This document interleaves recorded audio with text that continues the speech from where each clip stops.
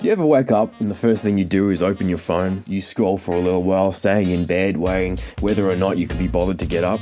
It's weird how we're often in contact with the digital world before we get up to face the physical one.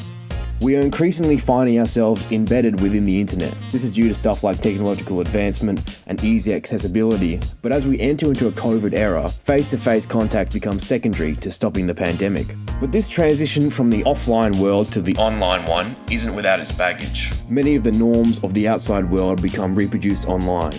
Even in totally anonymous spaces, people still state claims about who they are, what groups and what values they identify with. Of course, the flip side of this is that there's always someone who is outside these norms, groups and values. There's always someone who is the other.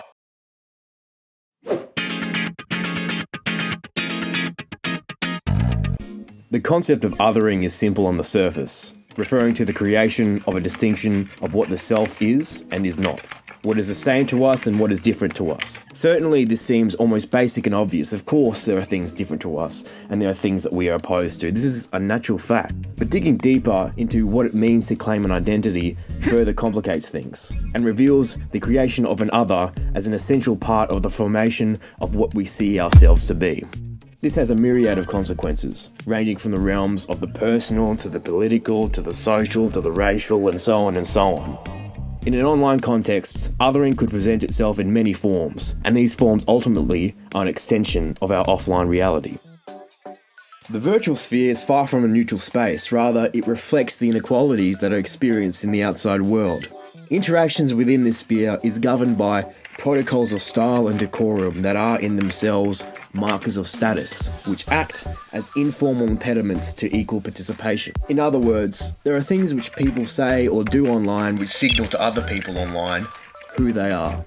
Say I enter into an anonymous but widely known racist space online, and I express for, well, literally any progressive thing you can think of. I would inevitably be met with a barrage of abuse. I will be labelled an outsider and won't be taken seriously. But if I try to blend in, say a few racist things, say some other hateful things, then boom, I am part of the group, I am in the club. I am able to discuss and interact as an equal participant. This logic applies across most other online platforms as well, be it Facebook or Twitter or any other form. Self-regulating, self-reinforcing logic of othering. So how can these informal impediments be recognised and highlighted? Elena Vahinsala in her paper, Creating the Other in Online Interaction, highlights a tool of analysis called Othering Online Discourse Theory, which is defined as diagnosing the social process of online interaction, which is often about exploiting public visibility of an online space to define and reinforce the polarizing dichotomy between us and them. She highlights 7 characteristics of othering online discourse. First, it isn't a monologue. Othering discourse occurs in conversations and situations that are open for commenting. It usually happens on a public forum.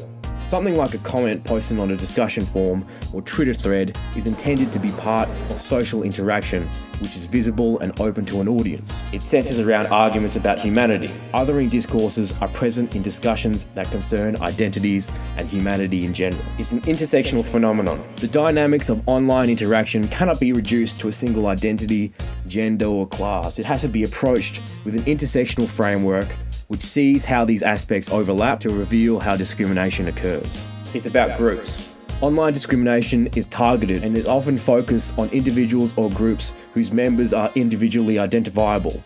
As a general rule, online othering discourse is about generalization and categorization instead of personal harassment. It's subtle and cloaked.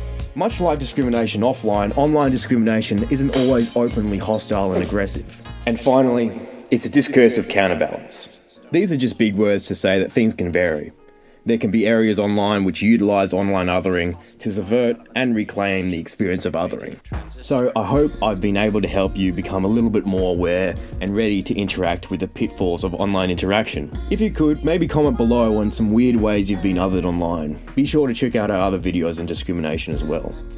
Take care.